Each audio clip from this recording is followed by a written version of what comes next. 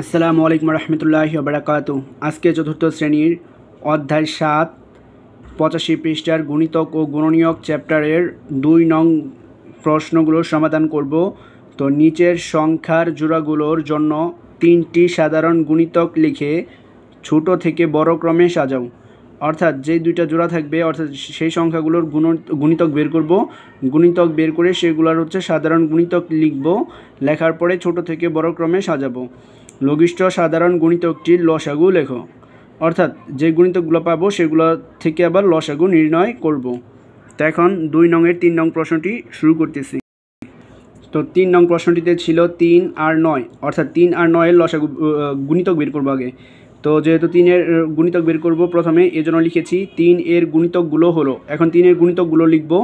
তো যখনই গুণিতক বের করতে বলবে কোনো সংখ্যার, তখনই এখানে যা আছে তাকে তত করে বাড়াইতে হবে। অর্থাৎ 3 থাকলে 3 এর নাম তার মতো পড়ে যাব।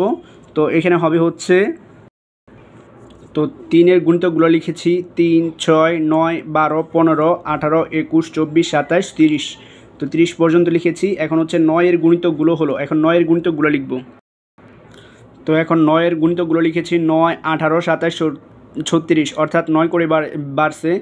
এখন পরের লাইনটা ছিল 3 ও 9 এর 3টি সাধারণ গুণিতক লিখব। অর্থাৎ 3 আর 9 এর মধ্যে যেগুলো মিল আছে সেগুলো গুল দাগ দিব।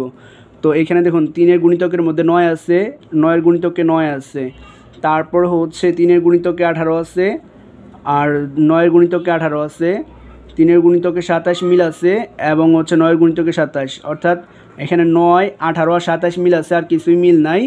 তো এটুকু শেষ। তারপর হচ্ছে 3 ও 9 এর 3টি সাধারণ গুণিতক।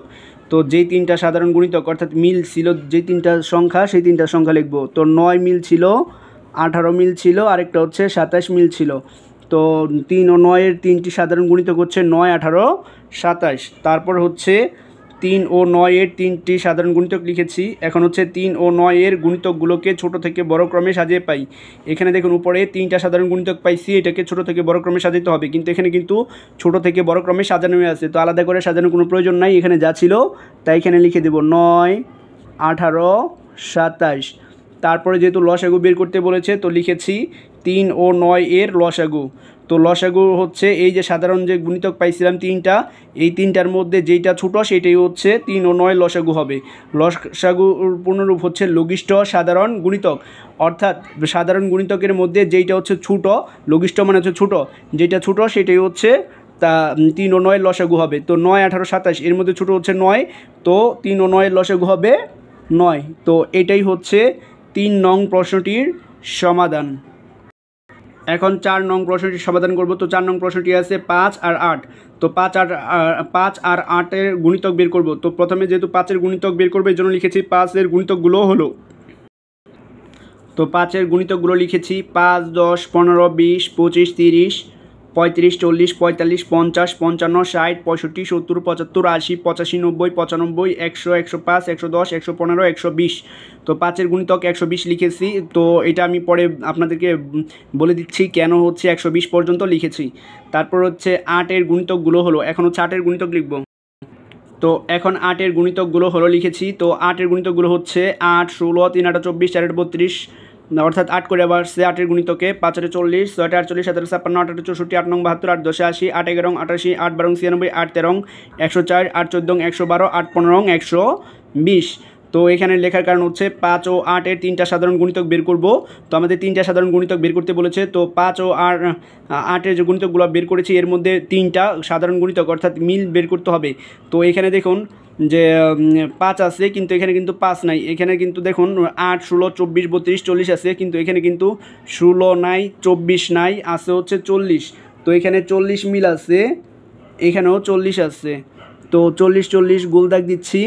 তারপরে দেখুন আর এদিকে মিল নাই, তো এদিকে মিল আছে হচ্ছে এখানে 80 আছে 5 এর গুণিতকে, 8 এর গুণিতকে দেখুন 80 আছে, এই দুইটা মিল আছে।